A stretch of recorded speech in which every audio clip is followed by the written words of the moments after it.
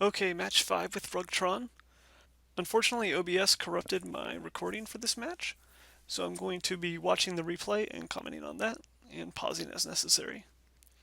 So we won the die roll, we're going to be on the play. Alright, go ahead and pause it now. So we kept this hand off the basis of the turn 2 Prism, letting us either cast Ancient Stirrings or Seagate Oracle.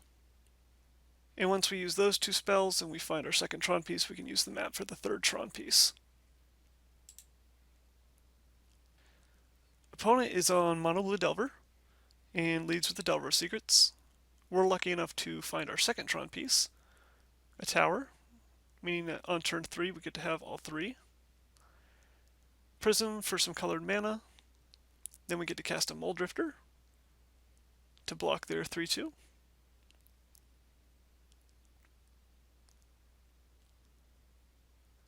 But they decide not to trade it off. We start by attacking, then a Seagate Oracle. We don't want to play Crusher here because we don't want our opponent to counter it.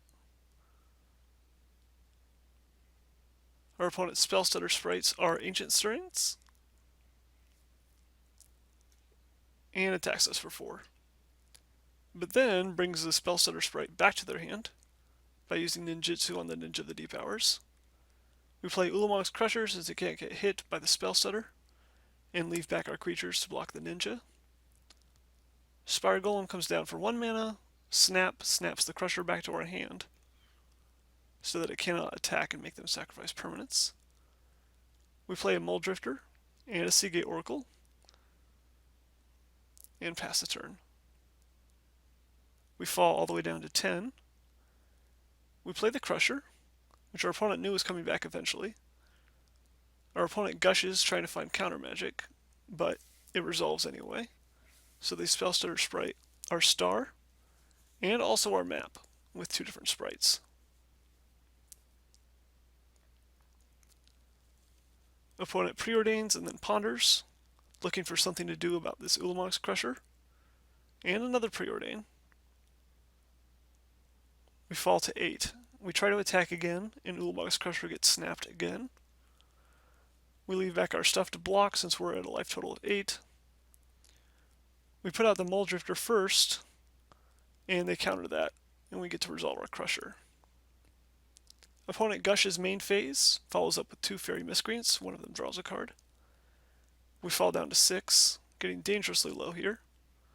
For the third time, our Ulamog's Crusher gets snapped, so it doesn't get to attack. Here we get to play Fangren and gain life off the Expedition map, which is very good since we were very close to being dead on board to all the flyers. And we also try to resolve a Crusher, but they force spike it. Our opponent does not shuffle with his Ponder, uses a Bone Splitter and attacks for a bunch. We fall to 4. And then we Rolling Thunder our opponent, killing all their creatures and hitting them in the face. And the reason we didn't do all of that at our opponent was because we didn't want to lose to Force Spike. So if we had Rolling Thundered at our opponent, and they had Force Spiked our Fangren Marauder, we wouldn't have done lethal that turn, and then we'd be dead on the Crag Pack. So we win game 1. Moving into game 2, we don't actually sideboard for this matchup, so we don't miss anything by having to watch the replay. None of the cards on our sideboard are better than the cards already in our deck. So we keep this hand because we once again have a very good opener. We have Power Plant and Mine and Map, so we should have turn 3 Tron, and with the Prism that's very good for us. So we'll see if our opponent can interact with us. We play out the turn 1 Map, and it gets annulled, unfortunately. Our hand is still okay, but it's obviously a lot worse since the map did not resolve.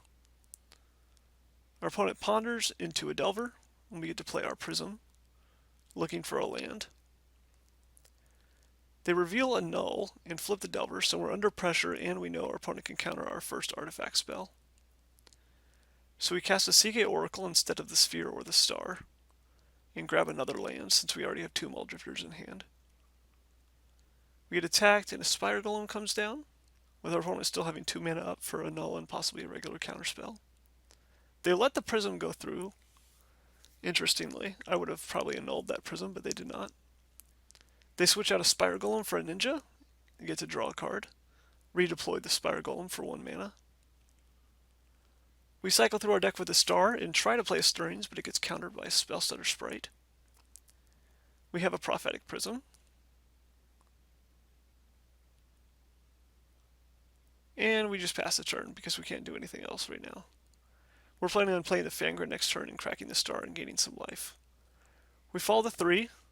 We play our Fangren. Luckily it resolves, so we're able to crack that Star, gain some life. Also play a Muldrifter. So now we have blockers and a little bit healthier life total to work with. Delver of Secrets does not flip. We get attacked with some flyers. We block 1. Opponent plays a Stormbound Geist. And finally they use that annul, so we don't gain another 5 life with our Fangren.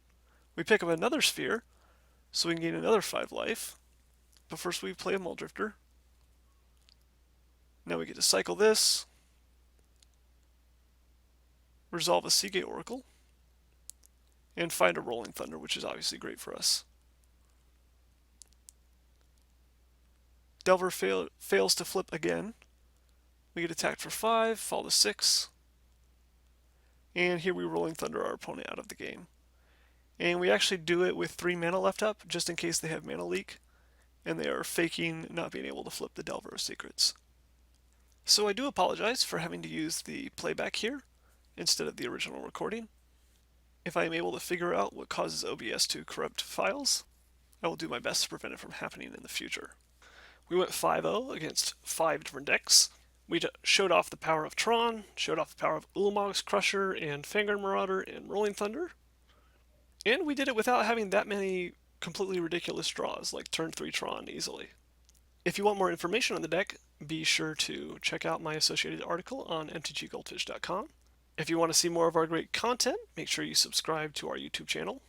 And if you want to contact me, you can reach me in the comments below, in the comment section on the site, or on Twitter at JakeStylesMTG. Thanks for watching. I'll see you next time.